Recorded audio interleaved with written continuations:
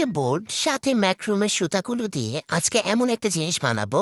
তা একটা আপুর রিকোয়েস্ট ছিল আমি যাতে তাকে এই ওয়ালমেটটা বানিয়ে দেখাই। তো দেখি আপুর দেখানো ওয়ালমেটটার মতো করে আমি ঠিকঠাক বানাতে পারি কিনা। লাস্টের লুকটা দেখার জন্য কিন্তু অবশ্যই আজকে ফুল ভিডিওটা দেখে ফেলতে হবে।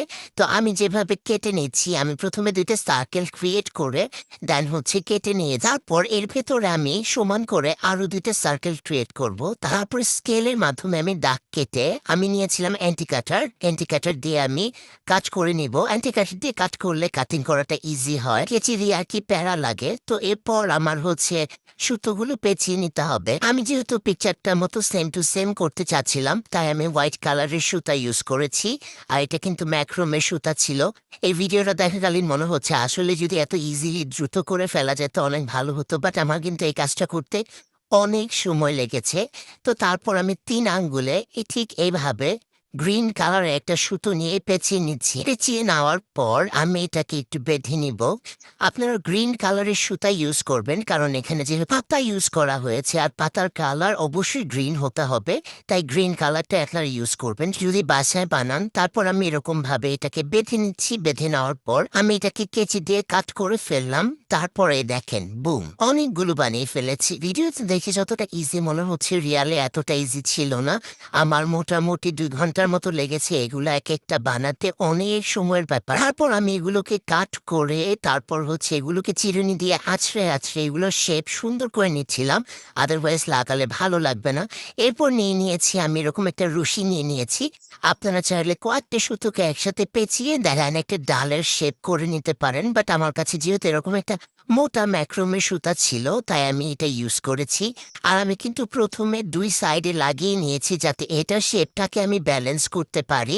তো আপনারাও প্রথমে 2 সাইডে লাগিয়ে দেন ইউজ করবেন। এরপর আমি পেছন পার্টে লাগিয়ে দিচ্ছিলাম যাতে এটা কোনোভাবে খুলে না যায় আর দেখতেও বাজে না লাগে। এরপর আমাদের কাজ থাকবে উপরের সাইডটা করার। তো আমি উপরের সাইডেও সুতা খুলে নিচ্ছিলাম। তারপর আমি একটা ডালের শেপ দিয়ে নিলাম।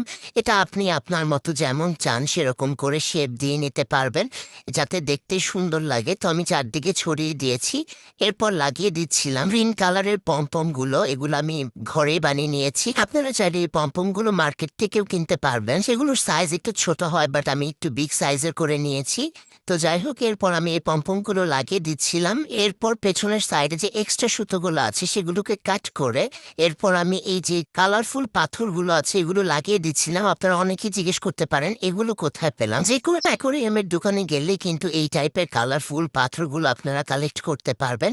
এরপর আমার কাছে গাছটা একটু ফাঁকা ফাঁকা লাগছিল, তাই আমি আরো 3টা পম্পম লাগিয়ে দিলাম। এখন আমার কাছে মনে হচ্ছিল যে না, এখন একটু দেখতে ভালো লাগছে। তো এটা যেহেতু হ্যাং করতে হবে, তাই আমি পিছনে একটা দড়ি লাগিয়ে দিয়েছি। অ্যান্ড এই তো আমার ফুল ওয়ালমেটটা কমপ্লিট করে ফেলেছি আমি। আপনাদের কাছে কেমন লাগছে? আপু যে আমাকে পিকচারটা দিয়ে দেয়। অ্যান্ড আপনারাও যদি চান যে আপনাদের কোনো পছন্দের কোনো কিছু আমি রিক্রিয়েট করি, তাহলে কমেন্টে জানাতে পারেন অথবা আমার পেজে মেসেজ দিতে পারেন। আর যারা আমাকে প্রমোশনাল পিআর অথবা পেড প্রমোশন কিছু পাঠাতে চাচ্ছেন, অবশ্যই আপনাদের পেজ লিঙ্ক দিয়ে রাখবেন এবং আপনার প্রোডাক্টের বিষয়ে জানিয়ে রাখবেন। তাহলে অবশ্যই আপনার মেসেজে রিপ্লাই দেওয়া হবে। তো আজকে ভিডিওটা এই পর্যন্ত। আল্লাহ হাফেজ।